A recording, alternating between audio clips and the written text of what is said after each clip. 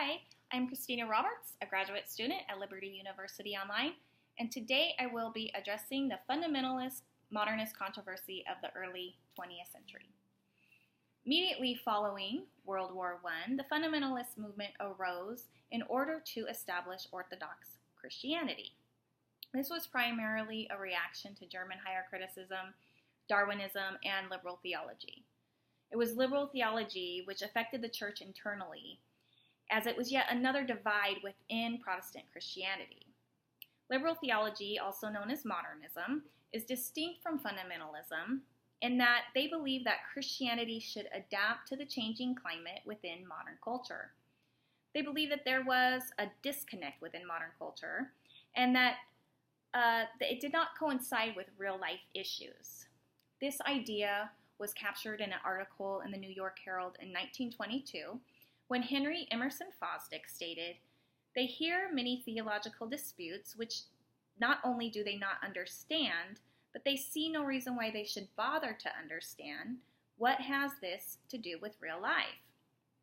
Fosdick felt that the theological issues just caused confusion, and it deflected the attention of men to the main business of the kingdom. Fosdick further clarified that the main issues of the church were the social issues, which he referred to as war, materialism, and brotherhood.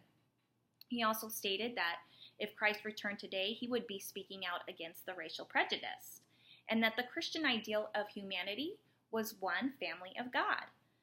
The racial tensions of the day were contrary to this ideal, and Fosdick asserted that the future of humanity depended on uniting under one brotherhood. He also argued, if the belief that all men are God's sons can be made into one family does not constitute Christianity, then what do we mean by Christianity? And this is a fair question. However, it also assumes that the fundamentalism are not concerned with social issues. J. Gresham Machen addresses this idea in the article Christianity and Culture. Machen fairly asked, does a Christian have to sacrifice knowledge over piety? In this regard, he states that our whole system of school and college education is so constituted as to keep religion and culture as far apart as possible and ignore the question of the relationship between them. He later asked, are Christianity and culture in such a conflict that it is to be settled only by the destruction of one or the other? According to Machen, if the knowledge of Christianity took a subordinate role to culture, as he believed that it had, then it became a natural product of man.